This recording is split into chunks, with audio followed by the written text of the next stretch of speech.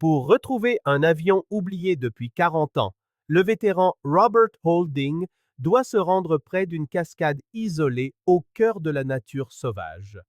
Mais à mesure que le fracas de l'eau s'intensifie, son unique compagnon, le chien Buddy, s'agite, tentant de le détourner du sentier.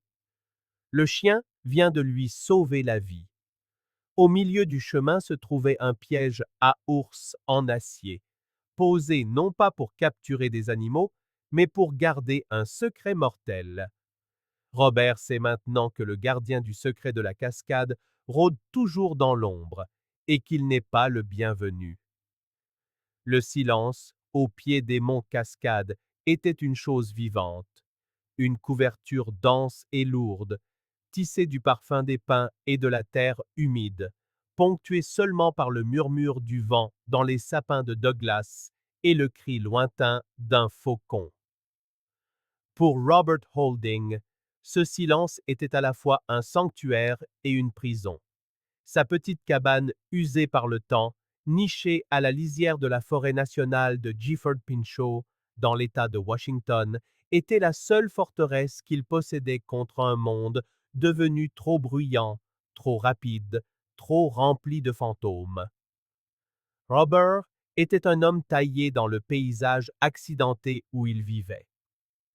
À 58 ans, sa haute stature était plus mince que dans sa jeunesse, mais ses larges épaules et ses mains fermes révélaient encore une force profonde et résiliente. Ses cheveux bruns et courts étaient parsemés de gris sur les tempes, témoignage d'années qu'il préférait ne pas compter. Une barbe bien taillée, mais épaisse, couvrait un visage buriné, marqué de rides, qui racontait des histoires d'épreuves et d'une bonté qu'il ne montrait que rarement, sauf à son chien. Vêtu de son uniforme habituel, une chemise à carreaux bleu marine et gris délavé, portée ouverte sur un t-shirt gris, un jean usé et de solides bottes de travail, il semblait faire corps avec la nature qui l'entourait. Son unique compagnon dans cet exil volontaire était Buddy, un berger allemand de 8 ans. C'était un animal magnifique, au pelage épais d'un mélange saisissant de gris et de blanc, et aux yeux ambrés et intelligents qui ne manquaient rien. Ancien chien de recherche et de sauvetage, il se déplaçait avec l'assurance tranquille d'un professionnel aguerri. Sa loyauté envers Robert était absolue, inconditionnelle. Il était plus qu'un simple animal de compagnie. Il était une ancre, la seule présence constante qui empêchait Robert de dériver complètement dans les eaux tumultueuses de sa mémoire. Les matins étaient les pires. C'était le moment où les rêves venaient. Des fragments de vent hurlant, de neige aveuglante et un visage jeune et terrifié, gravé à jamais dans ses rétines. Il se réveillait en sursaut, le cœur battant contre ses côtes, la sueur froide du cauchemar collée à sa peau. Ce matin-là, le froid fantomatique était si réel qu'il pouvait le sentir dans ses os. Il s'assit, haletant, aspirant l'air frais de la montagne, son regard balayant l'intérieur familier et spartiate de la cabane. Mais les fantômes l'avaient suivi hors de son sommeil. Il sentit une truffe humide se presser avec insistance contre sa paume. Buddy avait quitté sa place au pied du lit et se tenait maintenant à ses côtés, la tête posée sur le genou de Robert, sa queue battant lentement et de manière rassurante le plancher en bois. La main de Robert se posa automatiquement sur la tête du chien, ses doigts s'enfonçant dans le pelage épais. Il se concentra sur la présence solide et chaude de l'animal, sur le battement rythmé de sa queue, sur son regard calme et constant. Peu à peu, le rythme effréné de son propre cœur commença à ralentir et l'emprise glaciale du passé se desserra. Buddy était son seul remède, sa seule paix. Plus tard dans la journée, mu par une énergie nerveuse qu'il ne parvenait pas à contenir, Robert décida d'affronter le seul endroit qu'il avait évité depuis des années, le vieux hangar de rangement qui avait appartenu à son père. La remise était une capsule temporelle, remplie des vestiges d'une vie vécue avec une passion dont Robert sentait souvent qu'il manquait. Son père avait été photographe de nature, un homme qui trouvait son église dans les grandes cathédrales de la forêt. Il était décédé une décennie plus tôt, laissant la cabane et tout son contenu à Robert. L'air à l'intérieur du hangar était lourd d'une odeur de poussière, de vieux bois et de térébenthine. La lumière du soleil, filtrée par une unique fenêtre sale, illuminant des particules de poussière dansantes. Robert se mit à trier de vieux outils et du matériel de pêche, une tâche insensée pour occuper ses mains. Buddy, cependant, semblait avoir sa propre mission. Il ignora les odeurs intéressantes d'appâts séchés et d'huile de moteur, se dirigeant droit vers un coin encombré au fond. Il commença à renifler intensément une pile de vieilles toiles, la queue basse et raide. Un grognement sourd s'échappa de sa gorge. Qu'est-ce qu'il y a, mon grand? Demanda Robert, la voix rauque par manque d'usage. Buddy l'ignora, poussant l'une des toiles avec sa truffe, puis regardant Robert avec une intensité inhabituelle. Il gémit à nouveau, plus fort cette fois. Faire confiance aux instincts de son chien avait été inculqué à Robert durant ses années dans l'armée de l'air comme parasecouriste, mais il ne s'agitait jamais pour rien. Robert écarta les toiles, révélant une lourde mallette métallique vert foncé. C'était une valise de terrain pour photographes professionnels, conçue pour résister aux éléments, avec des fermoirs robustes et un joint en caoutchouc visible autour du couvercle. Il ne se souvenait pas de l'avoir déjà vu. Balayant une épaisse couche de poussière, il actionna les fermoirs rigides, qui s'ouvrirent avec un claquement satisfaisant. Il souleva le couvercle, le sifflement de l'air brisant le saut audible dans le hangar silencieux. À l'intérieur, niché dans un rembourrage en mousse sur mesure, se trouvait le vieil appareil photo argentique 35 mm de son père. C'était une belle pièce de mécanique, tout en métal argenté et noir, semblant aussi immaculé que le jour de sa fabrication. À côté, plusieurs petits sachets blancs de gel de silice, maintenant durs comme de la pierre, avaient depuis longtemps rempli leur fonction d'absorbeur d'humidité. Robert prit l'appareil, son poids familier et réconfortant dans ses mains. Il passa le pouce sur le métal froid, une vague de nostalgie l'envahissant. Par caprice, il vérifia le compartiment du film. Il s'attendait à le trouver vide, mais il ne l'était pas. Une pellicule était encore à l'intérieur, le compteur arrêté sur 24 pauses. La curiosité, une émotion qu'il n'avait pas ressentie depuis longtemps, s'éveilla en lui. Que contenait cette pellicule? Pourquoi son père ne l'avait-il jamais développée? 100 questions surgirent dans le silence du hangar. Développer un film aussi ancien était un pari risqué, mais l'idée de voir ces dernières images oubliées, un ultime message de son père, fit son chemin. La décision semblait importante. Cela signifiait quitter son refuge. Cela signifiait conduire jusqu'à la ville, affronter les gens, le bruit, le monde qu'il s'était tant efforcé d'exclure. Il baissa les yeux vers Buddy, qui était assis patiemment à ses pieds, l'observant de ses yeux ambrés, semblant comprendre le poids de l'instant. « Eh bien, mon grand, dit doucement Robert, les mots sonnant étranges sur sa langue. On dirait bien qu'on part en voyage. Le trajet jusqu'à la ville fut une agression pour les sens. Après des années passées dans le silence profond de la forêt, le bruit du moteur de son vieux pick-up ressemblait à un rugissement. Les voitures qui le croisaient sur la route étaient un flou de métal hostile. Robert gardait les jointures blanchies sur le volant, la mâchoire serrée. Mais Buddy était assis sur le siège passager, une présence calme et stable. Il semblait sentir l'inconfort de son maître, posant occasionnellement son menton sur la cuisse de Robert, ses yeux ambrés offrant un soutien silencieux. Chaque kilomètre qui l'éloignait de la cabane semblait être un kilomètre en territoire ennemi. Il trouva ce qu'il cherchait dans un petit centre commercial tranquille, à la périphérie de la ville. Une minuscule boutique avec une enseigne délavée indiquant Evergreen Photo Lab.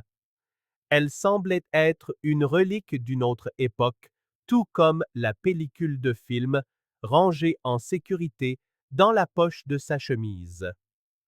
L'homme derrière le comptoir s'appelait Léo, un petit individu jovial d'une soixantaine d'années, avec une frange de cheveux blancs autour de son crâne chauve et une paire de lunettes posées sur le nez. Il portait un tablier simple et propre par-dessus une chemise à carreaux et accueillit Robert avec un sourire chaleureux et professionnel. J'aimerais que vous développiez ça pour moi, dit Robert, posant la pellicule sur le comptoir. Les mots sonnaient maladroits. C'est vieux, très vieux. Léo le prit, l'examinant d'un œil expert. Eh bien, vous ne plaisantez pas, dit-il en riant et en retournant la bobine. Ça n'est plus produit depuis une éternité. Où avez-vous trouvé ça? Dans la vieille mallette d'appareil photo de mon père, expliqua Robert, sans plus de détails. Je peux essayer, mais je ne promets rien, lui dit gentiment Léo. Des pellicules aussi vieilles, surtout si elles n'ont pas été stockées correctement, peuvent être complètement inutilisables. L'émulsion peut être dégradée. Ça pourrait sortir tout blanc ou juste un fouillis de couleur. Je comprends. Faites ce que vous pouvez, répondit Robert. La possibilité d'un échec était une pointe aiguë de déception, mais il devait savoir. Revenez dans quelques jours, dit Léo en griffonnant un ticket de réclamation. On verra bien si votre père vous a laissé un peu de magie. Les 2 jours d'attente furent une forme de supplice particulière. Le voyage avait secoué le nid de guêpe de son anxiété, et de retour à la cabane, le silence ne semblait plus paisible. Il semblait vide, lourd d'attente. Lui et Buddy firent de longues promenades sans but dans la forêt. L'effort physique était une distraction bienvenue, mais son esprit revenait sans cesse au petit contenant dans la boutique de Léo. Quand il revint, la clochette au-dessus de la porte tinta et Léo leva les yeux de son travail. Un large sourire sincère se répandit sur son visage. Monsieur Holding, j'espérais vous voir aujourd'hui, dit-il, la voix pleine d'enthousiasme. Il passa la main sous le comptoir et en sortit une épaisse enveloppe de photos brillantes. Franchement, je n'en reviens pas. La pellicule était presque parfaitement conservée. Cette mallette métallique devait être hermétique. Vous avez eu beaucoup de chance. Le cœur de Robert fit un bond d'espoir. Il prit l'enveloppe, ses doigts calleux tremblant légèrement sur le rabat. Merci, parvint-il à dire, la voix étranglée par une émotion qu'il ne pouvait nommer. Il ne regarda pas les photos dans la boutique. Elles étaient privées, une conversation finale avec son père qu'il devait avoir seul. Il retourna à son pick-up où Buddy gémissait doucement sur le siège passager, sentant la tension. Au lieu de démarrer le moteur, Robert déchira l'enveloppe. Il sortit la pile de clichés. Les 20 premières étaient à couper le souffle. C'était l'œuvre de son père, sans aucun doute. Un rayon de soleil perçant la canopée dense d'une forêt ancienne, le motif complexe du givre sur une feuille de fougère, un wapiti majestueux, ses bois couronnés par la brume matinale, regardant droit dans l'objectif. Chaque photo était un témoignage de la patience de son père et de son amour profond pour la nature. Robert sentit une douleur familière dans sa poitrine, un mélange de fierté et de chagrin. Puis il arriva aux 3 dernières. L'atmosphère changea instantanément. La première des 3 était une image choquante et chaotique. C'était un gros plan sur un morceau de métal tordu, une hélice à 3 pales pliées dans une forme contre nature sur un fond de roche sombre et humide. Il la mit de côté, le souffle coupé. La photo suivante était plus nette, plus accablante.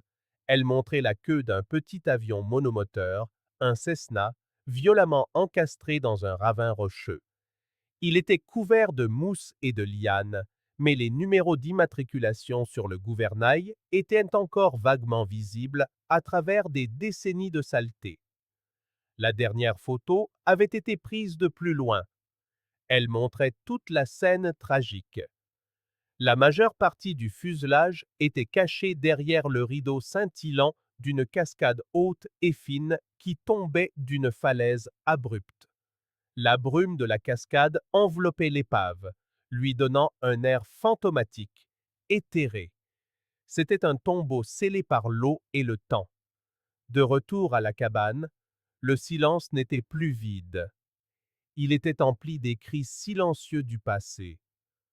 Robert s'assit à son petit bureau en bois, les 3 photographies étalées devant lui comme des pièces à conviction dans une affaire classée.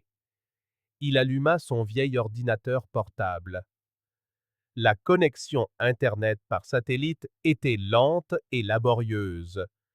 Ses doigts, autrefois si habiles à manipuler du matériel de sauvetage, semblaient maintenant maladroits sur le clavier. Il tapa le numéro d'immatriculation de la queue de l'avion dans la base de données de l'Administration fédérale de l'aviation. Aucun résultat. Il essaya la base de données des accidents du Conseil national de la sécurité des transports, cherchant tout accident signalé dans la forêt nationale de Gifford-Pinchot dans les années 1970 et 1980. Page après page de rapports, mais aucun ne correspondait à l'avion, au lieu ou aux circonstances. C'était comme si l'avion avait simplement disparu du ciel, sans laisser de traces officielles, sans familles en deuil, sans recherche. Il avait été englouti par la nature sauvage. Ces derniers instants n'avaient été capturés que par le témoin silencieux et accidentel de l'appareil photo de son père. Robert se renversa sur sa chaise, la lueur de l'écran illuminant son visage hanté. Les vieux instincts, ceux qu'il avait tenté d'enterrer pendant une décennie, commencèrent à se réveiller. L'entraînement, la discipline, le sens du devoir profondément enraciné. Une vie avait été perdue là-bas. Une histoire était restée inachevée. Il regarda la photo de la cascade, le secret qu'elle gardait. Il ressentit une dette profonde et indéniable envers l'âme anonyme dans cette épave. Il ne s'agissait pas seulement d'un avion perdu. C'était une mission qui n'avait jamais été menée à son terme. Une chance, enfin, de ramener quelqu'un à la maison. La découverte des photographies avait ravivé une flamme en Robert, dissipant le brouillard de ses journées sans but. Cette brume, autrefois dense et suffocante, était maintenant remplacée par la concentration claire et nette d'un homme investi d'une mission. Les fantômes du passé étaient toujours là, mais ils se tenaient désormais derrière lui, le poussant en avant au lieu de le retenir. Pour la première fois en une décennie, il ne se contentait plus de survivre. Il se préparait. Le plancher de sa petite cabane devint son centre de commandement. Il y déroula une série de cartes topographiques de la forêt nationale de Gifford Pinchot, révélant un réseau complexe de courbes de niveaux, de rivières et de sentiers. Il en cala les coins avec des livres et des tasses, créant une mosaïque de cette nature sauvage qui le séparait de son objectif. Au centre, les 3 photographies reposaient, rappel constant et saisissant de son but. Son doigt, calleux et sûr, traça les lignes bleues estompées des rivières et les amas bruns et denses qui signalaient un terrain escarpé. Il étudia la photographie grand angle de la cascade, prise par son père, comparant la courbure unique de la falaise et les crêtes environnantes au motif de la carte. Il triangula la position en se basant sur les sommets visibles à l'arrière-plan, son esprit calculant la distance et l'altitude avec une précision retrouvée. Après des heures de concentration intense, il entoura une petite zone reculée, au fond d'une vallée à peine effleurée par les sentiers balisés. Sur une carte plus ancienne et plus détaillée de la collection de son père, l'endroit était marqué d'une note manuscrite à l'encre pâlie. Silent Falls. Les chutes silencieuses. Ce nom lui envoya un frisson le long de l'échine. C'était là. La destination était fixée. La deuxième phase commença. Le rituel de la préparation. Il se dirigea vers la grande malle en bois au pied de son lit, un coffre qu'il n'avait pas ouvert depuis qu'il avait quitté l'armée. Les charnières grincèrent en signe de protestation lorsqu'il en souleva le lourd couvercle. À l'intérieur, les outils de sa vie antérieure dormaient, chaque pièce imprégnée de souvenirs puissants. Il disposa tout sur le sol avec une précision méticuleuse. Une corde d'escalade de 45 mètres, sa gaine en nylon encore impeccable. Il la fit glisser entre ses mains. La texture familière était réconfortante. Il vérifia le harnais, les boucles en métal, les sangles. Puis vint le matériel, une collection de mousquetons, de bloqueurs et de descendeurs, chacun produisant un doux cliquetis tandis qu'il les inspectait pour déceler le moindre signe d'usure. C'étaient de vieux amis. Il assembla sa trousse de secours complète, puis tourna son attention vers un long objet enveloppé de tissu au fond du coffre. Il le déballa avec soin, révélant son fusil à pompe de calibre 12. Une arme simple et fiable, sa crosse en bois usée par le temps. Pour Robert, ce n'était pas une arme d'agression, mais un outil de survie, un équipement essentiel pour quiconque s'aventurait dans les profondeurs d'une nature sauvage peuplée d'ours et de couguars. C'était une règle de sécurité fondamentale qu'il n'avait jamais transgressée. Il le démonta méthodiquement, nettoyant chaque pièce avec une efficacité experte avant de le remonter dans une série de clics solides et satisfaisants. Buddy observa tout le processus avec une quiétude presque troublante. Allongé sur sa couverture, usée près de la cheminée éteinte, la tête sur les pattes, ses yeux ambrés suivaient chaque mouvement de Robert. Il sentait le changement chez son maître. Le lourd manteau de mélancolie qui enveloppait habituellement Robert avait été remplacé par un courant électrique d'énergie concentrée. C'était l'homme que Buddy avait connu en mission, le chef calme et confiant qu'il avait été dressé à suivre. Quand Robert sortit du coffre un harnais canin spécialement conçu, la queue de Buddy frappa une seule fois, lourdement, le plancher. Il se leva, s'étira et s'approcha, poussant le harnais du museau, comme pour dire « Je suis prêt quand tu le seras ». Robert s'arrêta, son regard posé sur son fidèle compagnon. Il s'agenouilla et prit la puissante tête du chien entre ses mains, pressant son front contre le sien. « Je ne peux pas faire ça sans toi, mon grand, » murmura-t-il. Buddy répondit en lui léchant doucement la joue barbue. Les derniers préparatifs concernaient la subsistance et la survie. Une réserve d'aliments hypercaloriques pour l'homme et le chien, un système de purification de l'eau, une boussole, des allumes-feu, une balise de détresse.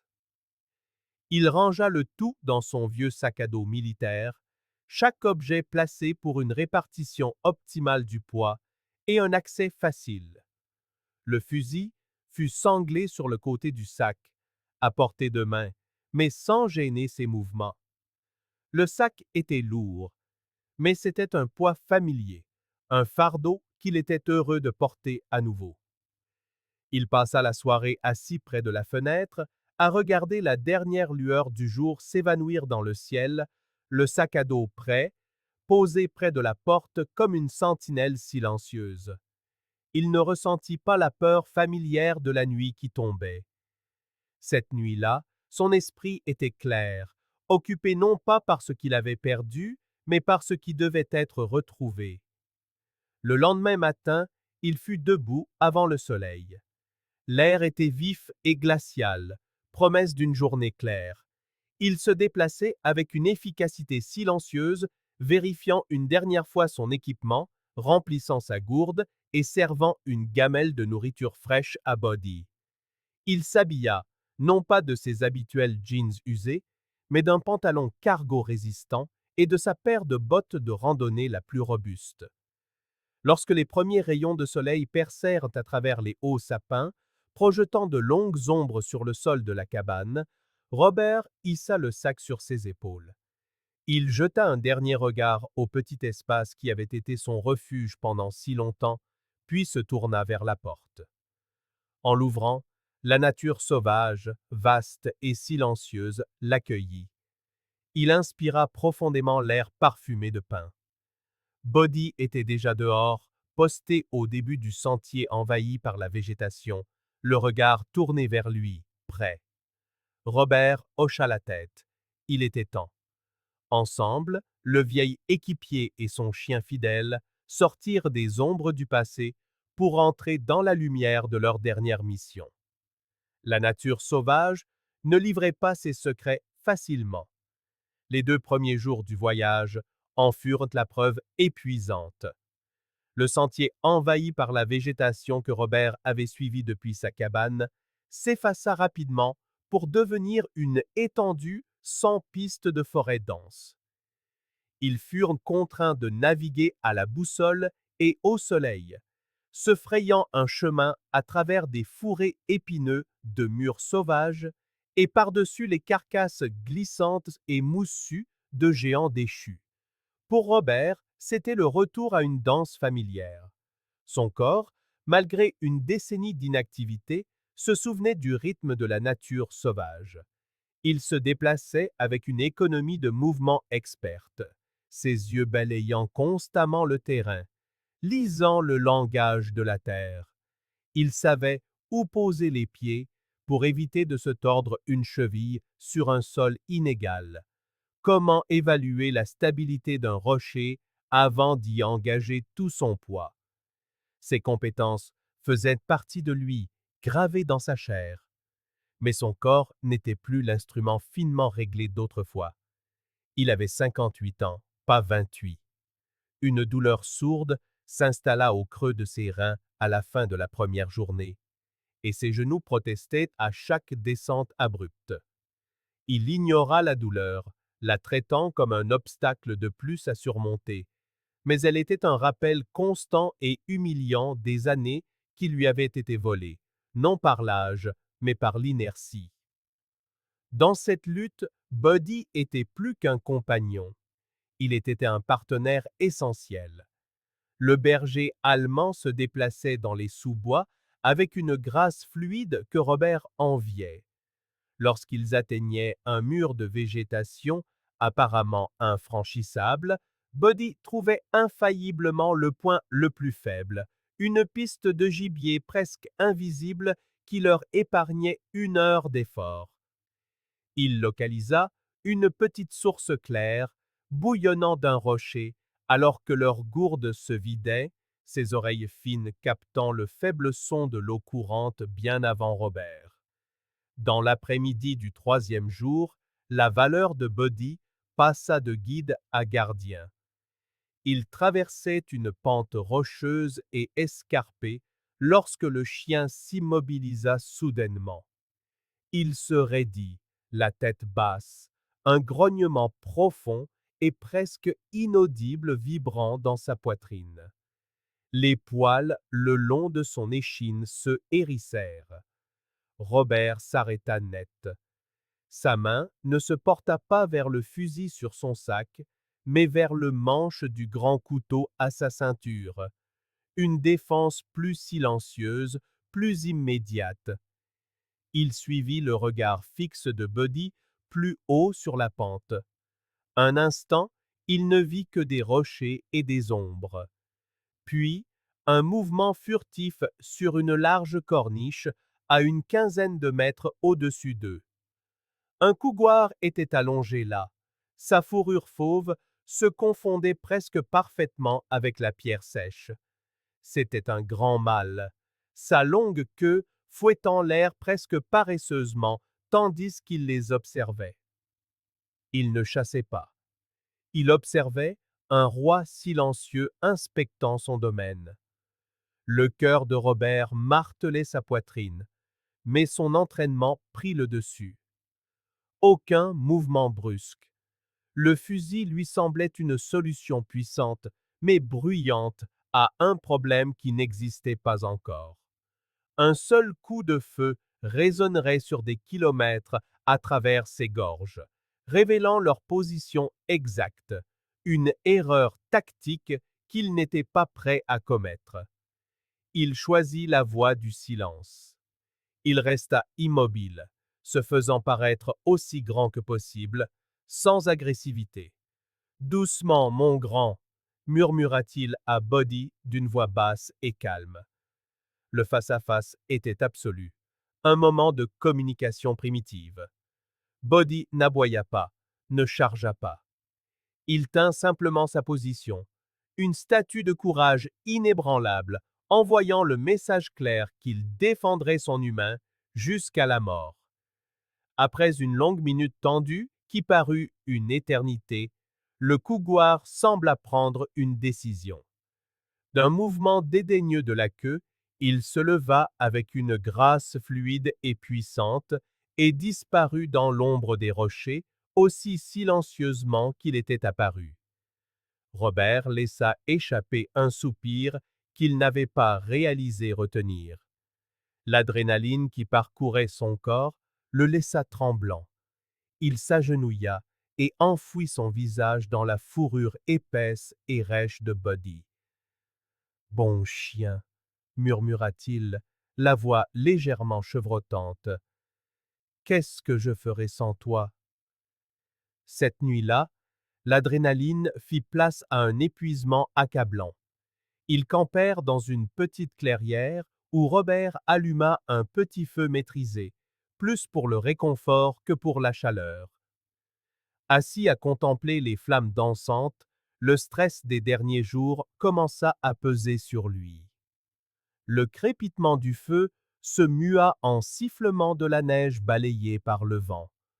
Les ombres profondes de la forêt devinrent le blanc aveuglant d'un blizzard.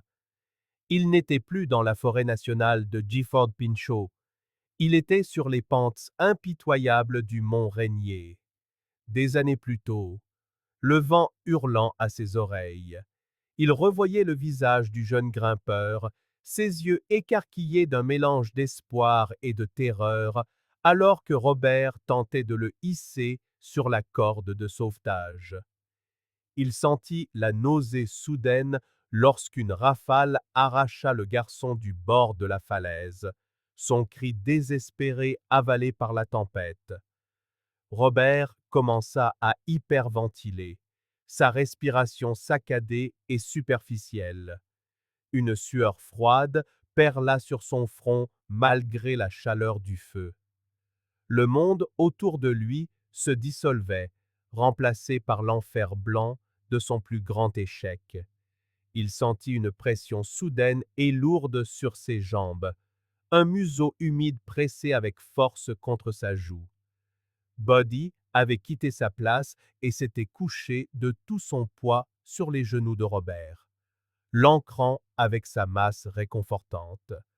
Le chien gémit, un son de profonde inquiétude, et lécha les larmes que Robert n'avait pas senties couler sur son visage. La présence solide et chaude du chien était une ancre dans le chaos tumultueux de son esprit. Les mains de Robert, serrées en poings inutiles, trouvèrent le chemin de la fourrure de Buddy. Il s'agrippa à la toison épaisse, les jointures blanches. Il se concentra sur la sensation de la respiration régulière du chien, sur le battement rythmé de sa queue contre le sol, sur la loyauté inébranlable dans ses yeux. Lentement, péniblement, le vent hurlant dans sa tête commença à s'apaiser. L'image du grimpeur en chute s'estompa, remplacée par le visage doux et inquiet de son chien. Il resta assis ainsi un long moment, les bras enroulés autour de Buddy, le vieux sauveteur sauvé par son propre partenaire. La panique s'était retirée, laissant derrière elle une douleur vide et familière.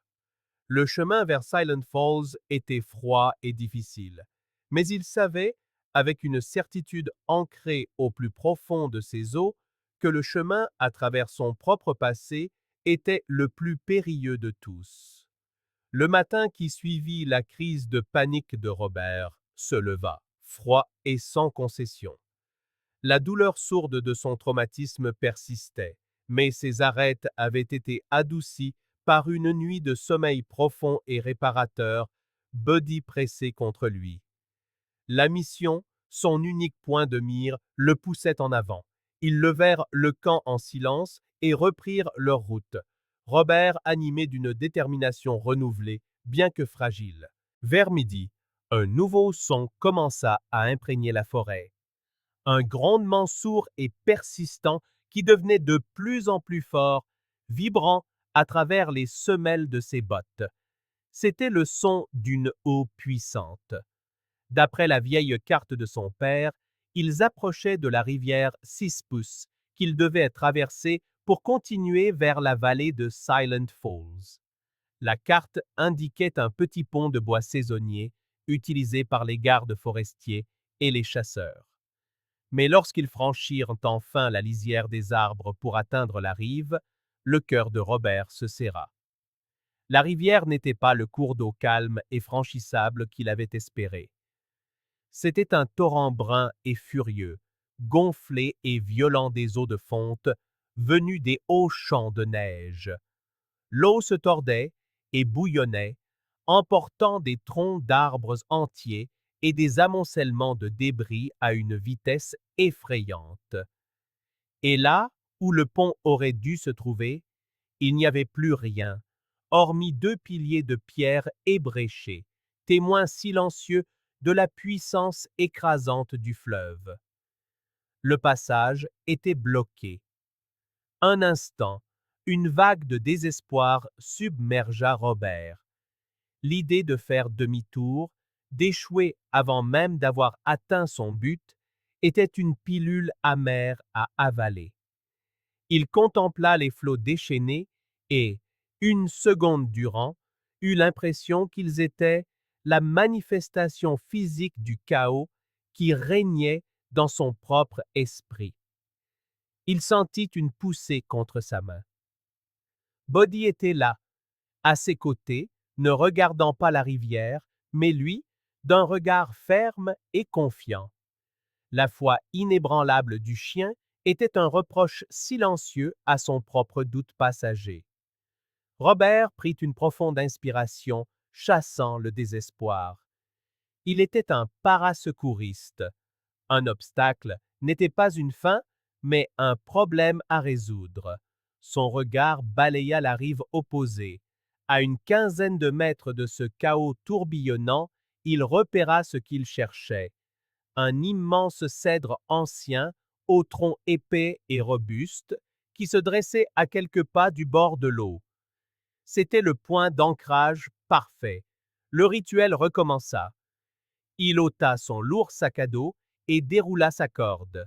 D'une poche latérale, il sortit une petite mais puissante arbalète, un outil servant à lancer des lignes de guidage à travers les ravins. Il attacha une ligne en kevlar, légère mais solide, à un carreau à pointe émoussée et noua l'autre extrémité à sa corde d'escalade principale. Il visa, compensant le vent. L'arbalète claqua sèchement et le carreau fusa, précis, entraînant le filin dans son sillage. Il percuta le cèdre avec un bruit sourd, s'enfonçant profondément dans l'écorce. Une petite victoire. L'heure qui suivit fut consacrée à tirer méticuleusement la lourde corde d'escalade à travers la rivière. Le courant luttait contre lui à chaque centimètre, menaçant d'emporter la corde. Ses muscles brûlaient sous l'effort, la sueur piquant ses yeux. Finalement, la corde atteignit l'autre rive. Il en fixa l'extrémité à la base d'un sapin tout aussi solide, tendant la ligne jusqu'à ce qu'elle soit raide comme une corde de guitare. Il venait de créer une tyrolienne improvisée, un pont de cordes suspendu au-dessus des eaux en furie. Le matériel fut la partie la plus simple. Il attacha son sac à dos et ses provisions à la corde avec un mousqueton et une poulie, puis les fit glisser de l'autre côté. Venait maintenant le véritable test.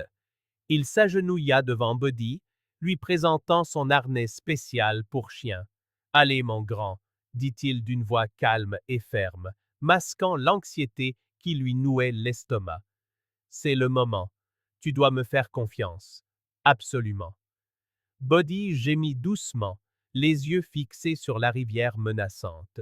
C'était un chien de sauvetage, pas un spécialiste aquatique. Il savait nager, mais ceci était différent. C'était un monstre. Robert ajusta le harnais autour du corps de Buddy, s'assurant qu'il était bien ajusté, mais sans entraver ses mouvements. Il y attacha une laisse, puis fixa la poignée de la laisse à la corde principale avec une autre poulie. Il allait le guider à travers le courant. Il entra dans l'eau glacée jusqu'aux genoux, le courant tentant immédiatement de lui faucher les jambes. Il s'agrippa à la corde, les jointures blanchies par l'effort. « Viens, Buddy, avec moi. » Hésitant, Buddy le suivit. Dès que l'eau froide atteignit son poitrail, le chien eut un mouvement de recul, mais garda les yeux fixés sur Robert. Celui-ci commença à les tirer, les bras tendus, la corde lui cisaillant les paumes. La rivière se déchaînait contre eux avec une force malveillante. Le vacarme était assourdissant, les embruns froids comme la glace. Ils étaient à mi-chemin quand un gros tronc submergé heurta les jambes de Robert, le déséquilibrant. Il plongea dans l'eau glaciale, un choc brutal qui lui coupa le souffle. S'agrippant désespérément à la corde, il refit surface un instant plus tard, crachant de l'eau, le souffle court. Le courant essayait d'entraîner Buddy qui pagaillait frénétiquement, les yeux exorbités par la peur. Pendant une seconde terrifiante, l'image du grimpeur chutant traversa l'esprit de Robert. L'échec. Mais il secoua la tête, la rage et la détermination l'envahissant. Pas encore, pas cette fois. « Je suis là, Buddy !» cria-t-il pour couvrir le rugissement du fleuve. « Je suis là !» Avec une vague de force née de l'adrénaline, Il retrouva son équilibre et tira. Il puisa au plus profond de ses réserves. Ses muscles hurlaient, son esprit concentré sur une seule pensée: mettre son partenaire en sécurité. Pas après pas, dans la douleur, ils luttèrent contre le courant. Enfin, ses bottes raclèrent le gravier. Ils avaient atteint l'autre rive. Il s'effondra sur la berge, tirant Buddy contre lui. Ils restèrent là plusieurs minutes, haletants, trempés et tremblants. Robert détacha le harnais du chien et le serra dans ses bras, enfouissant son visage dans sa fourrure mouillée. Buddy lui lécha le visage, sa queue se mettant à battre faiblement le sol. Ils avaient réussi, mais le prix à payer avait été lourd. Pourtant, la victoire était profonde. En regardant le torrent tumultueux qu'il venait de conquérir, Robert sentit une étincelle de son ancienne confiance renaître.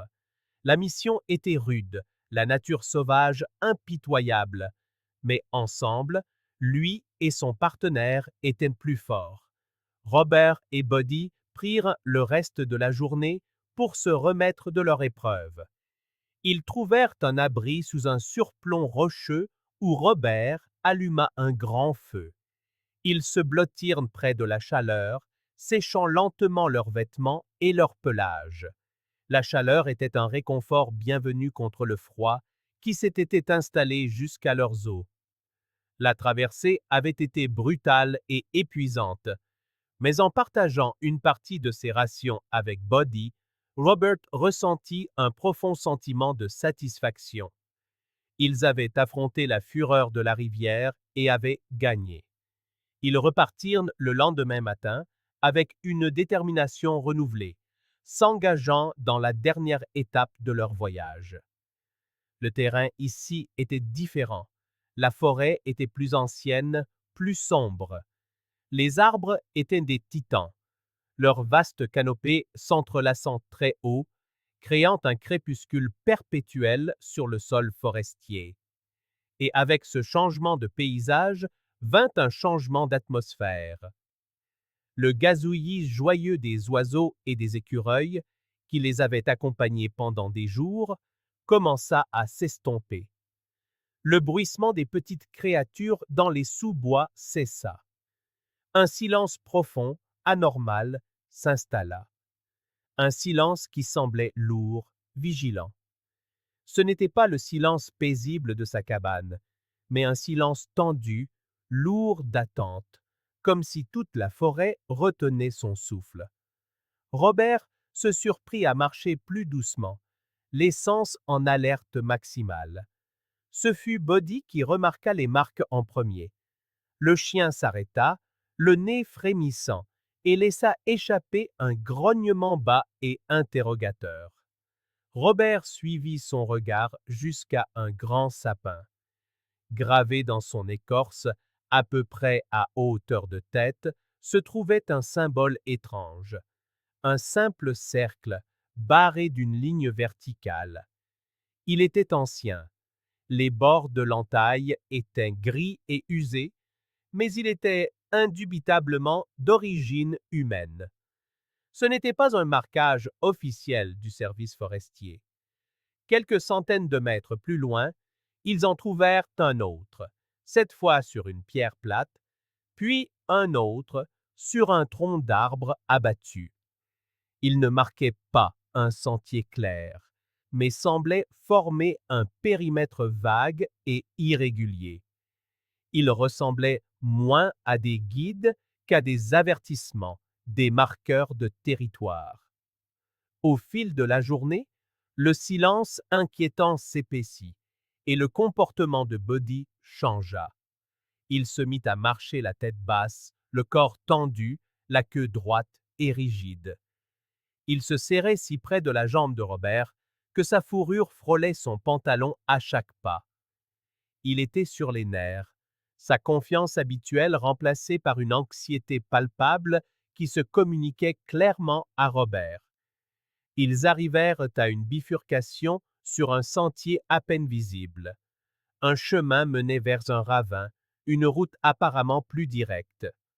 L'autre grimpait et contournait une colline escarpée et rocheuse. En consultant sa boussole, Robert vit que le ravin était le choix logique. Cela leur ferait gagner au moins 1 heure. Il fit un pas dans cette direction, mais fut arrêté net. Bodhi avait planté ses pattes, refusant de bouger. Il laissa échapper un aboiement bref et insistant, puis poussa activement les jambes de Robert avec son corps, essayant de le diriger vers le sentier supérieur. « Qu'y a-t-il, mon grand ?» demanda doucement Robert, posant une main sur les épaules tendues du chien. Bodhi aboya de nouveau, le ton chargé d'une pure agitation. Il regarda vers le sentier du ravin, et les poils de son cou se hérissèrent. Puis, il regarda le sentier plus haut, puis de nouveau Robert, gémissant avec une urgence impossible à ignorer. La formation de Robert lui avait enseigné une leçon inestimable. Fais toujours confiance à ton chien. Les sens d'un chien entraîné peuvent déceler des menaces qu'un humain ne percevrait jamais. Il l'avait vu maintes fois sur le terrain. Ignorer l'avertissement de Bodhi n'était pas une option. D'accord, acquiesça Robert, son propre malaise grandissant. D'accord, on prend ton chemin. Le chemin supérieur était plus difficile, une montée éreintante sur des roches instables et des racines enchevêtrées qui laissa les jambes de Robert en feu et ses poumons en quête d'air. Il leur fallut près de 2 heures pour négocier ce détour périlleux. Quand ils redescendirent enfin sur le sol de la forêt, ils rejoignirent la piste de chasse à quelques centaines de mètres au-delà du ravin. La curiosité rongeait Robert. Il devait savoir ce qui avait tant effrayé son partenaire. Laissant Bodhi avec l'ordre ferme de ne pas bouger, il posa son sac et retourna silencieusement sur ses pas, vers l'entrée du ravin qu'il avait contourné. Il se déplaçait avec la discrétion d'un soldat aguerri, ses bottes ne faisant presque aucun bruit sur le sol couvert d'aiguilles de pin. Alors qu'il approchait de l'endroit où le sentier se divisait, il le vit. En plein milieu du chemin étroit, à moitié caché par les fougères, se trouvait un piège à ours. C'était une chose monstrueuse, un ensemble de mâchoires d'acier rouillées de la taille d'une assiette, maintenues ouvertes par un puissant mécanisme à ressort. Mais ce fut l'état du piège qui lui glaça le sang. Il avait été déclenché.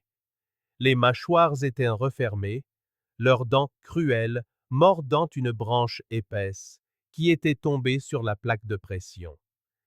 Il était là depuis longtemps, le métal noirci par le temps, la terre alentour intacte. Il le contempla, l'esprit en ébullition. Ce n'était pas l'équipement d'un simple trappeur. Il n'était pas posé sur une piste d'animaux, mais sur un sentier humain. Son but n'était pas de capturer un animal, mais de mutiler ou de tuer quiconque aurait le malheur de poser le pied dessus. Une prise de conscience effrayante s'empara de lui. Sa décision de ne pas tirer sur le puma avait été la bonne. Un coup de feu aurait sonné comme un appel à dîner, annonçant sa présence à celui qui avait posé ce piège. Le silence de la forêt, les étranges signes d'avertissement, le comportement frénétique de Bodhi, tout s'emboîtait. Il n'était pas seul. Quelqu'un d'autre vivait dans ce coin reculé de la nature. Quelqu'un qui était là depuis très très longtemps. Quelqu'un qui ne voulait pas être trouvé. Quelqu'un qui vivait dans un état de paranoïa défensive constante, prêt à utiliser une force mortelle pour protéger son isolement. Robert recula lentement, sa main se posant sur la tête de Bodhi pour le rassurer à son retour. La mission venait de devenir infiniment plus compliquée et infiniment plus dangereuse. La découverte du piège à ours changea la nature même de la mission. La nature sauvage, qui avait été un adversaire impartial jusqu'à Rock River, abritait désormais une menace nouvelle et bien plus inquiétante. L'homme. Chaque ombre semblait plus profonde.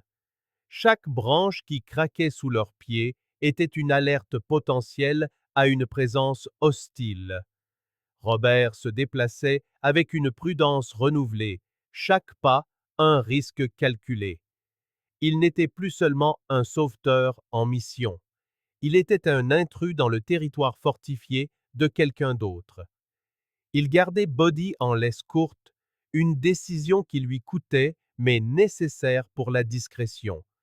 Ils s'écartèrent des sentiers, s'enfonçant dans la forêt plus dense, leur progression lente et ardue. La vigilance constante était épuisante, un effort mental qui, d'une certaine manière, était plus éprouvant que l'effort physique. Robert se surprit à scanner les arbres, non pas à la recherche de pointes de repère, mais de signes d'habitation humaine.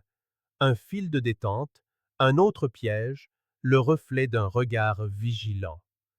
Pendant des heures, cette procession tendue et silencieuse se poursuivit. Les seuls bruits étaient leurs propres pas étouffés sur la terre humide et le murmure du vent dans la canopée. Le silence anormal de la forêt semblait maintenant une chape de paranoïa suffocante.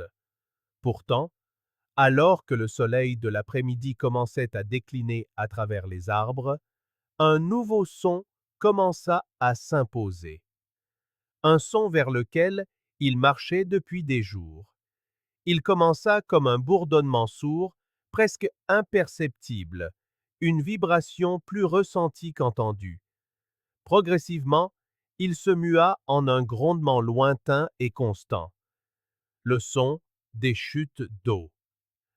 À mesure que le bruit de l'eau vive augmentait, le comportement de Buddy commença à changer une fois de plus.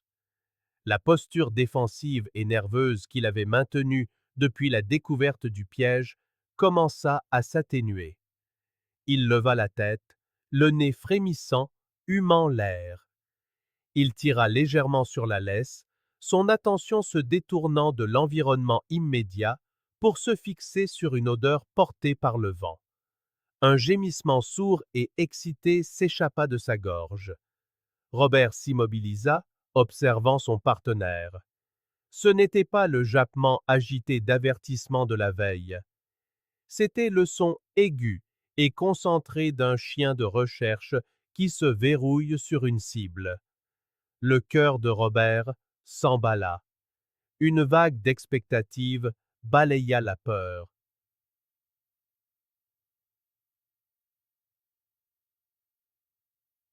Qu'est-ce qu'il y a, mon grand? Murmura-t-il, sa voix à peine audible. Qu'est-ce que tu sens? Buddy tira de nouveau, plus fort cette fois, son corps puissant tendant la laisse. Son museau pointait droit vers le grondement croissant de la cascade. Robert prit une décision. Il lâcha la laisse. Le danger potentiel que représentait l'habitant invisible de la forêt était toujours réel, mais la mission primait, et à cet instant, Buddy suivait une piste. Libéré de toute contrainte, Buddy s'élança, non pas au galop, mais d'un trot déterminé, le nez au sol. Il zigzaguait entre les arbres avec un sens de l'orientation infaillible, s'arrêtant de temps à autre pour jeter un regard en arrière, s'assurant que Robert suivait. Robert peinait à le rattraper, oubliant sa fatigue, l'esprit désormais focalisé sur la poursuite. Il faisait une confiance implicite à l'instinct de Buddy. Le chien ne suivait pas la trace d'un animal. Robert connaissait l'odeur pour laquelle Buddy avait été entraîné. L'odeur de la terre remuée, des vêtements, des restes humains, et l'effluve faible et fantomatique de kérosène et de métal oxydé. des odeurs qui persisteraient des décennies, indétectables pour un humain, mais un phare éclatant pour un chien comme Buddy. Ils progressèrent, moitié courant, moitié trébuchant, à travers la végétation dense, le rugissement des chutes devenant une présence assourdissante et totale. La brume commença à dériver entre les arbres, froide et humide sur la peau de Robert, s'accrochant à la fourrure gris et blanc de Buddy. Le terrain devint plus escarpé, plongeant brusquement dans un étroit ravin rocheux. Buddy le mena jusqu'au bord d'un précipice. En contrebas, à travers un écran de fougères et de mousse dégoulinante, se déchaînait la source du grondement, les chutes du silence. La vue était à la fois magnifique et poignante. Une nappe d'eau blanche plongeait de plus de 90 mètres le long d'une falaise abrupte, s'écrasant dans un bassin d'un vert émeraude profond, projetant dans l'air un nuage de brume perpétuelle. La scène était presque identique à la photographie de son père, un lieu figé dans le temps. Mais il n'y avait aucun signe d'avion. Le cœur de Robert se serra, submergé par une vague d'amère déception. S'était-il trompé? Avait-il entraîné tout le monde jusqu'ici, à travers tous ces dangers, pour rien? Mais Buddy, lui, n'était pas découragé. Il aboya une fois, un son sec et autoritaire qui perça le vacarme de l'eau. Il dévala une pente raide et traîtresse, ses griffes trouvant une prise là où les bottes de Robert glissaient. Il ne le conduisit pas jusqu'au bassin au pied des chutes, mais le long de la paroi du canyon, écartant un rideau épais et épineux de ronces sauvages qui masquaient la face de la roche. Robert le suivit, les épines déchirant sa chemise et éraflant ses bras. Il repoussa les dernières lianes enchevêtrées et s'arrêta net. Il était là, niché dans un renfoncement profond de la falaise, partiellement abrité par un surplomb et presque entièrement dévoré par la forêt, gisait l'épave du Cessna. Il était penché à un angle grotesque, le nez profondément enfoncé dans la terre, une aile arrachée et projetée à des dizaines de mètres. Le fuselage était cabossé. Sa peinture autrefois blanche n'était plus qu'un camouflage marbré de mousse verte, de rouille brune et de lichen gris. Ce n'était plus une machine. C'était le monument d'une tragédie oubliée. Un tombeau de métal scellé par 40 ans de silence et d'oubli. Robert resta immobile, le grondement de la cascade emplissant ses oreilles, la brume froide sur son visage. Il ne ressentit aucun triomphe, aucune exaltation de la découverte, juste une tristesse profonde et écrasante. Il se pencha et posa une main sur la tête de Buddy, ses doigts s'enfonçant dans le pelage humide du chien. « Tu l'as trouvé, mon grand, » dit-il, la voix chargée d'émotion. « Tu l'as trouvé. » Le rugissement de la cascade était un requiem constant et puissant pour la tombe silencieuse devant eux. Robert resta un long moment ainsi, simple témoin, sa main ne quittant jamais la tête de Buddy. Il n'était pas étranger à la mort ou au désastre, mais l'isolement profond de ce lieu, le temps durant lequel ce secret avait été gardé, imprégnait la scène d'une quiétude lourde, presque sacrée. C'était une terre sainte. Prenant une profonde inspiration, il se replongea dans son état d'esprit professionnel. Il y avait un protocole pour cela, une manière d'aborder une telle scène avec respect, mais aussi avec méthode. Il donna à Buddy l'ordre silencieux de rester, et le chien s'assit, une sentinelle stoïque, grise et blanche, veillant sur l'épave. Robert s'approcha prudemment du cockpit, ses bottes craquant sur le métal rouillé et le verre brisé. Le plexiglas du pare-brise avait disparu depuis longtemps, laissant un trou béant. Il jeta un coup d'œil à l'intérieur. L'habitacle était en ruine, ravagé par 40 ans d'humidité et de décomposition. Le rembourrage avait pourri, révélant la structure métallique des sièges, et une fine couche de mousse verte recouvrait presque toutes les surfaces. Et là, affalé sur le siège du pilote, se trouvait ce qu'il savait qu'il trouverait. Les restes du pilote, encore partiellement retenus par les lambeaux d'une ceinture de sécurité. La vision était sombre, mais Robert ne ressentit aucune peur, seulement une profonde tristesse professionnelle. Il avait vu cela de trop nombreuses fois. Il fit une prière silencieuse pour l'âme qui avait trouvé sa fin ici, seule et oubliée. Sa mission était de changer cela. Ses yeux exercés balayèrent la petite cabine, à la recherche de tout ce qui aurait pu survivre. La plupart du contenu s'était transformé en humus, mais sous le siège du copilote, fermement coincé contre le plancher, se trouvait une mallette d'équipement de style militaire, d'un vert olive sombre. Elle était cabossée et rayée, mais sa construction métallique robuste l'avait maintenue intacte. Il la reconnut comme une valise rigide et étanche, du type utilisé par les soldats et les enquêteurs de terrain. Un espoir vif et clair perça sa tristesse. Il extirpa soigneusement la mallette de l'épave. Les loquets étaient raidis par la corrosion, mais avec un certain effort, ils cédèrent dans un claquement sonore.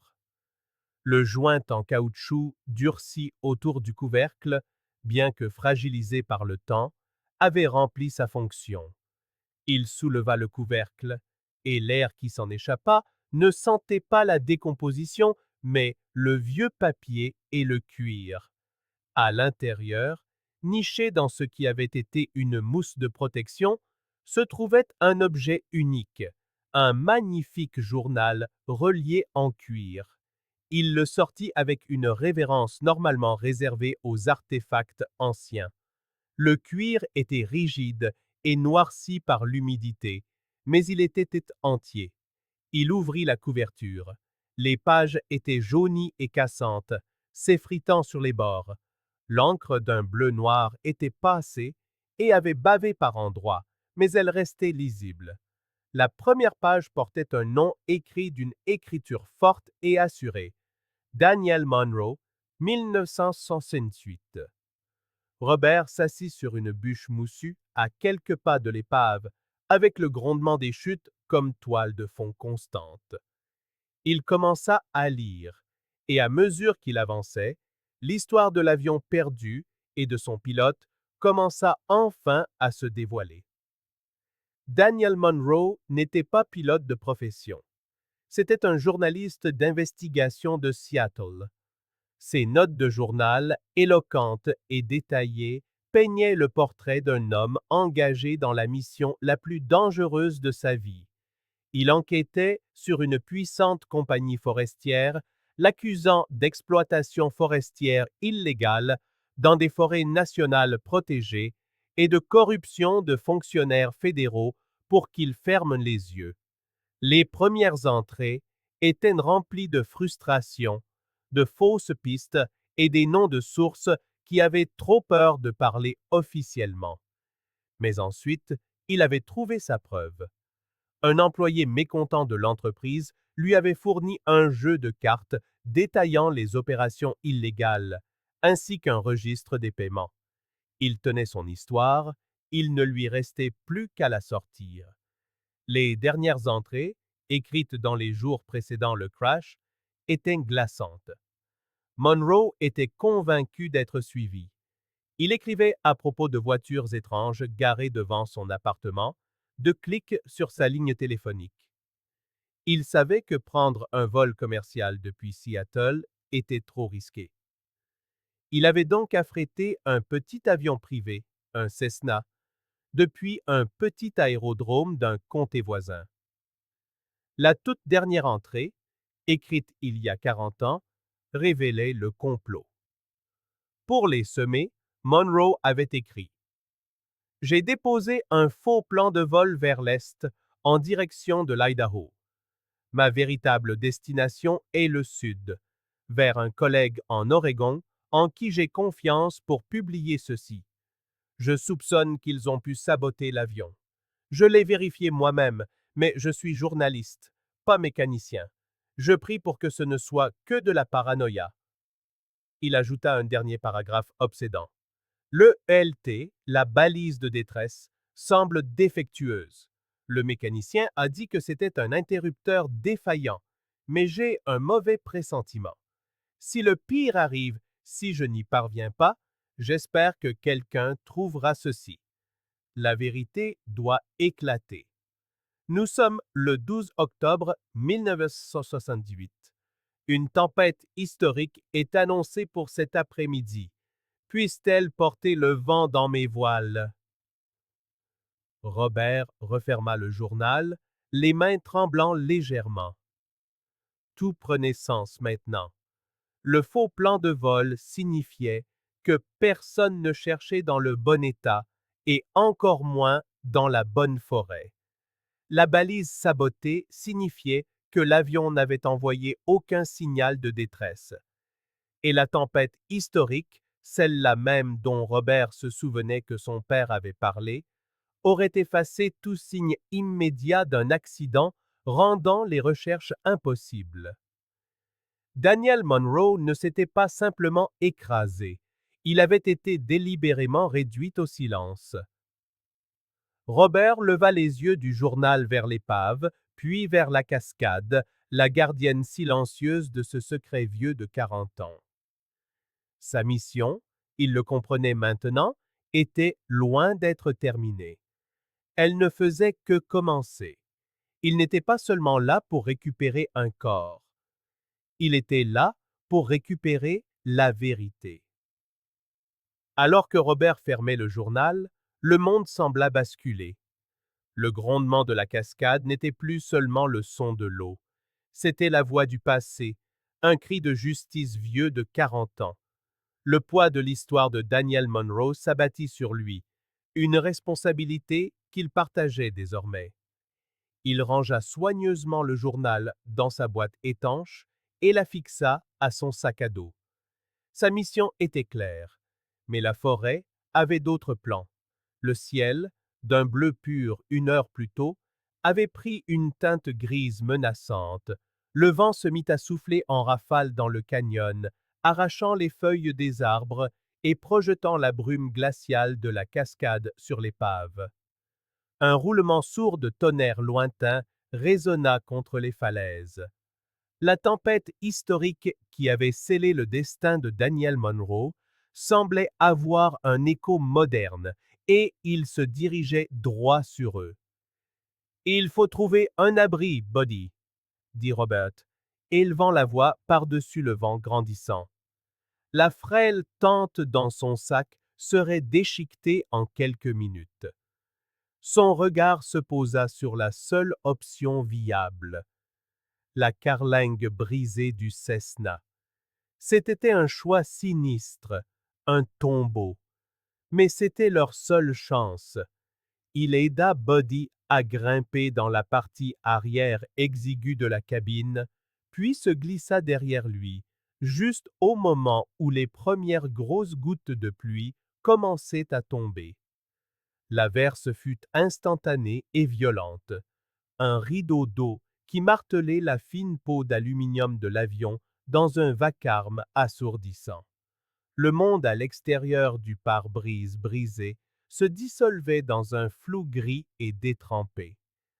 À l'intérieur de l'épave, il faisait sombre et claustrophobe. Robert et Buddy se blottirent l'un contre l'autre, l'odeur de rouille et de terre humide flottant dans l'air. Alors que ses yeux s'habituaient à l'obscurité, Robert perçut un mouvement près de l'avant de la cabine. Il se figea.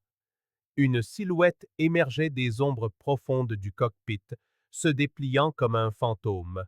C'était un homme, vieux et décharné. Son corps n'étant guère plus que de la peau sur des os, sous des couches de vêtements en lambeaux et dépareillés. Une longue barbe grise emmêlée et des cheveux sauvages et hirsutes encadraient un visage si profondément ridé et buriné qu'il ressemblait à un morceau de bois flotté. Mais ce furent ses yeux qui captivèrent Robert. Ils étaient pâles, hantés, brûlants d'un mélange de peur et de la férocité défensive d'un animal acculé. L'homme tenait un grand couteau de chasse rouillé dans une main tremblante.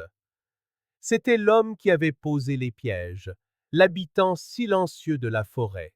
Bodhi laissa échapper un grognement sourd et profond, le son vibrant à travers le petit espace. Il se déplaça pour se placer entre Robert et l'étranger, son corps un mur rigide de muscles protecteurs. « Doucement, mon grand », ordonna doucement Robert, sa voix ferme malgré l'adrénaline qui parcourait son corps. Il posa une main ferme sur le dos de Bodhi, un signal pour qu'il tienne sa position, mais n'attaque pas. De son autre main, il la leva lentement, paume ouverte et vide, en signe d'apaisement. Son fusil était toujours en bandoulière sur son épaule, une déclaration claire de sa capacité à se défendre, mais sa main ouverte montrait son intention non agressive. Les yeux du vieil homme passèrent rapidement du visage de Robert à sa main ouverte, à son fusil, puis à Bodhi. Finalement, son regard se posa sur la mallette ouverte sur le sol. « Tu l'as trouvé », dit-il d'une voix rauque et éraillée. Un murmure sec et rauque, comme une voix inutilisée depuis des années. « Tu l'as trouvé ». Ces mots restèrent en suspens. La tension était si épaisse qu'on aurait pu la trancher avec le couteau rouillé de l'homme. Dehors, la tempête faisait rage, miroir parfait de la tourmente qui agitait l'étroite carlingue. « Daniel Monroe » dit Robert. Le nom, une clé tournant dans une serrure vieille de 40 ans. « Je suis ici pour lui. » Le vieil homme tressaillit comme s'il venait d'être frappé. Ses épaules s'affaissèrent, toute combativité semblant le quitter. Le couteau dans sa main s'abaissa et il s'effondra sur le siège du copilote, son visage se figeant en un masque de désespoir absolu. « Daniel Monroe », répéta-t-il le nom. Une prière et une malédiction. « Je m'appelle Simon », murmura le vieil homme après un long silence. Son regard était perdu dans le vide strié de pluie, au-delà du pare-brise. « Et je suis la raison pour laquelle il est ici. » La confession, quand elle vint, fut un torrent, un déluge de culpabilité et de souvenirs réprimés pendant 4 décennies. Simon n'était pas le gardien de l'épave. Il en était le prisonnier. À l'époque, il n'était pas un chasseur, mais un jeune mécanicien d'avion d'à peine 20 ans, travaillant sur le petit aérodrome que Monroe utilisait. Il était doué dans son travail, mais il était criblé de dettes, et la compagnie forestière avait découvert sa faiblesse. Ils ne lui laissèrent pas le choix. Ils l'ont menacé. Ils ont menacé sa famille. Tout ce qu'il avait à faire, lui dirent-ils, c'était de saboter l'émetteur de secours et de vider un peu de carburant. Juste assez pour que l'avion s'écrase dans une région reculée et sauvage, où personne ne le retrouverait jamais. « Je n'étais qu'un gamin, » dit Simon, la voix brisée, des larmes traçant des sillons clairs sur la crasse de ses joues. « J'avais peur. Je me suis dit que tout irait bien, qu'il n'aurait qu'à marcher pour s'en sortir. Mais la tempête est arrivée, cette terrible tempête. Je savais que je l'avais envoyé à la mort. » La culpabilité le consuma. Il quitta son travail, abandonna sa famille et disparut, se réfugiant dans la forêt même qui abritait son crime. Il s'est bâti une vie ici, une existence d'ermite, pour purger sa peine. Les symboles étranges étaient ses avertissements. Les pièges, son dernier recours brutal. Une sécurité pour empêcher quiconque de découvrir l'épave, de déterrer le péché qui avait défini toute sa vie. Robert écoutait, le cœur serré d'une tristesse familière. Il regarda cet homme brisé, un homme hanté par un unique échec catastrophique, et y vit son propre reflet. Le visage du jeune alpiniste sur le mont Rainier traversa son esprit. Il connaissait la prison de cet homme. Il avait vécu dans une version de celle-ci pendant 10 ans. Dehors, la tempête commença à s'apaiser. Sa fureur s'était épuisée. La pluie battante se changea en un martèlement régulier. Un rayon de lumière pâle perça les nuages. Robert plongea la main dans son sac à dos et en sortit le journal. Il le tendit à Simon. Le vieil homme le fixa, la main trop tremblante pour le saisir. Il savait, dit Robert doucement. Il a écrit qu'il soupçonnait que l'avion avait été saboté. Il savait que la faute n'incombait pas à une seule personne. C'était un petit mensonge, une légère distorsion des mots de Monroe, mais c'était un acte de miséricorde. Une vie entière de culpabilité avait été une punition suffisante. Pour la première fois en 40 ans, Simon regarda un autre être humain sans crainte, et dans les yeux de Robert, il ne trouva pas de jugement, mais une compréhension profonde et sincère. Le soulagement avait commencé. La tempête passa aussi vite qu'elle était venue, laissant la forêt propre et scintillante sous un faible rayon de soleil. À l'intérieur du Cessna en ruine, l'obscurité oppressante avait été remplacée par une douce lumière grise. L'air n'était plus chargé de tension, mais d'une paix fragile et provisoire. Simon, qui quelques heures plus tôt n'était qu'une créature d'ombre et de peur, semblait maintenant un homme différent. Le regard hanté dans ses yeux avait été remplacé par une détermination lasse mais claire. Le fardeau de 40 ans qu'il avait porté seul avait enfin été partagé, et dans ce partage, son poids écrasant s'était allégé. « Je viens avec vous, » dit Simon. Sa voix n'était plus un murmure rauque, mais calme et ferme. « Je dirai tout ce que je sais. C'est le moins que je puisse faire pour lui. » Robert regarda le vieil homme, ne voyant plus l'ermite qui posait des pièges, mais le jeune homme terrifié de 20 ans qui avait été piégé. Il hocha la tête. « Allons-y ensemble. » Le voyage du retour fut une expérience différente de l'aller. Il devint la dernière mission de sauvetage de Robert. Simon connaissait cette forêt mieux que n'importe quelle carte, les guidant sur des sentiers presque invisibles. Bien que son corps frêle fût étonnamment résistant après 40 ans d'épreuve, la marche restait une épreuve pour son corps vieillissant. Robert dut utiliser ses compétences non seulement pour lui-même, mais aussi pour Simon, installant des cordes pour les descentes abruptes et l'aidant à traverser les terrains difficiles. Bodhi semblait comprendre le changement de dynamique. Le chien, qui avait été un mur de défense contre Simon, agissait maintenant comme un pont bienveillant entre les deux hommes. Il marchait entre eux, sa présence, un réconfort calme et sans jugement. Parfois, il poussait la main de Simon de son museau humide, et le vieil homme, après une hésitation, posait une main tremblante sur la tête du chien, un sourire fugace effleurant ses lèvres pour la première fois depuis des décennies. Quand ils sortirent enfin de la forêt, des jours plus tard, le monde moderne fut un choc pour Simon. La vue des voitures, le bruit, la foule, tout le laissa abasourdi. Robert fut son guide constant, le protégeant de ce flot de stimuli et le guidant vers son camion avec une main protectrice sur l'épaule. Le premier arrêt ne fut pas le bureau du shérif, mais celui d'un avocat d'une petite ville en qui Robert savait pouvoir avoir confiance. De là, l'histoire de Daniel Monroe, étayée par son journal et le témoignage sous serment d'un homme nommé Simon, fut soigneusement transmise à un procureur d'État et à un journaliste chevronné d'un grand journal de Seattle. Lorsqu'elle fut rendue publique, l'histoire ne provoqua pas une simple vaguelette, mais un véritable raz-de-marée.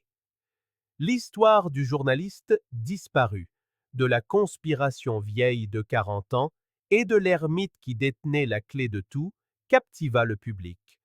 Une enquête officielle fut ouverte. La compagnie forestière, bien que sous une nouvelle direction, ne put échapper aux crimes de son passé. Confrontée à des preuves accablantes et à l'indignation publique, elle fut tenue pour responsable, contrainte de payer de lourdes amendes et de financer un projet de reboisement à grande échelle dans les zones mêmes qu'elle avait illégalement défrichées. Une mission de récupération officielle, guidée par Robert, retourna à Silent Falls. La dépouille de Daniel Monroe fut extraite de la nature sauvage avec la dignité et l'honneur qui lui avaient été si longtemps refusés. Une cérémonie funéraire fut organisée à laquelle assistèrent des journalistes, des militants écologistes et des parents éloignés de Monroe qui n'avaient jamais su ce qui lui était arrivé. Il n'était plus un homme oublié, mais un héros mort pour la vérité. Pendant tout ce temps, Robert fut une présence calme et constante. Il observa Simon, maintenant rasé de près et vêtu de vêtements neufs, affronter courageusement les caméras et les tribunaux. Son témoignage fut la pièce cruciale du puzzle.